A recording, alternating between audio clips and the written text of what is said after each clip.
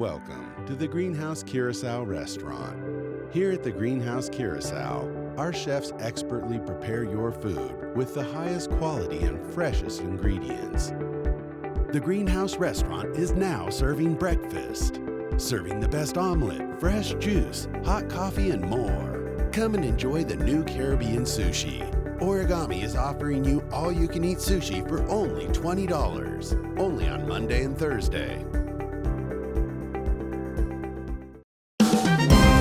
Het belangrijkste nieuws uit Curaçao in het Nederland.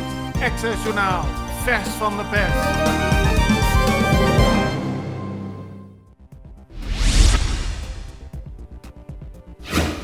In de Curaçaose rechtbank is gisteren een 62-jarige Brit veroordeeld tot 42 maanden gevangenisstraf. Hij werd op 22 september aangehouden op zijn zeilschip met 80 kilo cocaïne aan boord.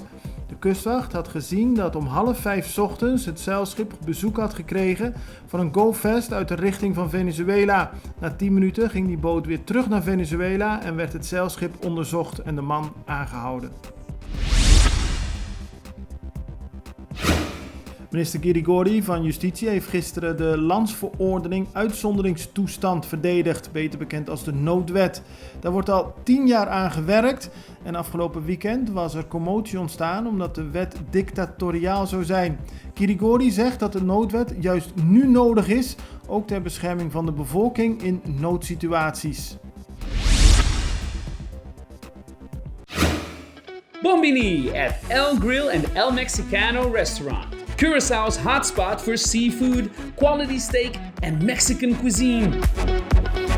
Take a Saturday night bite out of all-you-can-eat ribs, mixed grill Sunday, Monday and Thursday all-you-can-eat Mexican tacos. Join us under the orange parasols with stunning view at Mambo Beach Boulevard for a true taste of heaven. Estadushi.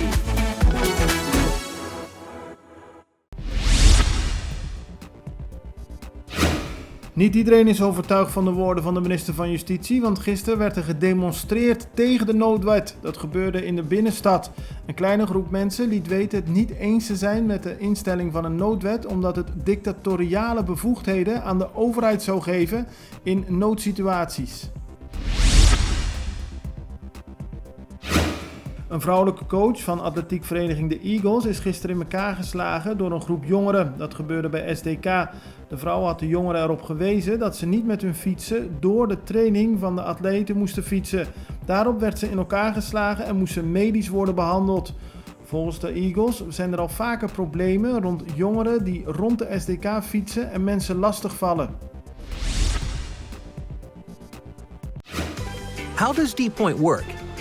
Charging your car is like charging your phone. At home, just plug the D-Point cable into your car and start charging. At work or at public parking spaces with green areas, plug in the D-Point cable. Swipe your D-Point token, and you're all set and done. For more information, please visit dpoint.net. Charging instructions can be found on every D-Point.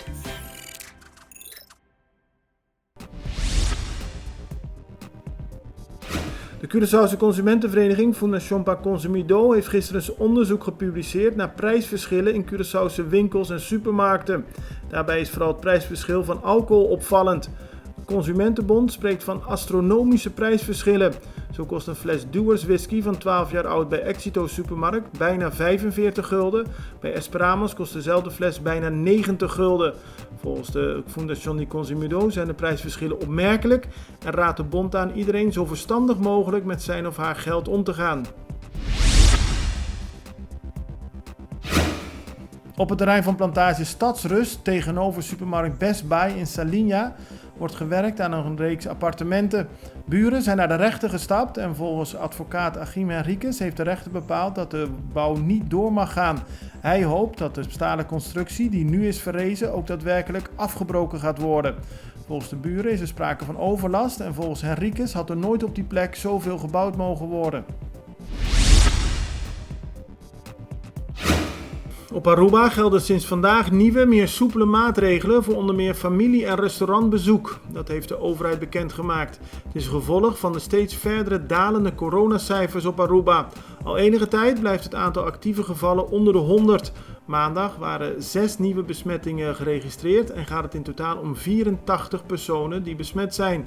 Als gevolg daarvan is er nu geen limiet meer als familieleden elkaar mogen bezoeken en mogen mensen in grotere aantallen aan restaurantstafels zitten. Muziekgroepen mogen voortaan uit 5 personen bestaan. Voor buitenoptredens is er geen limiet meer voor bands en zanggroepen. Het belangrijkste nieuws uit Curaçao in het Nederland.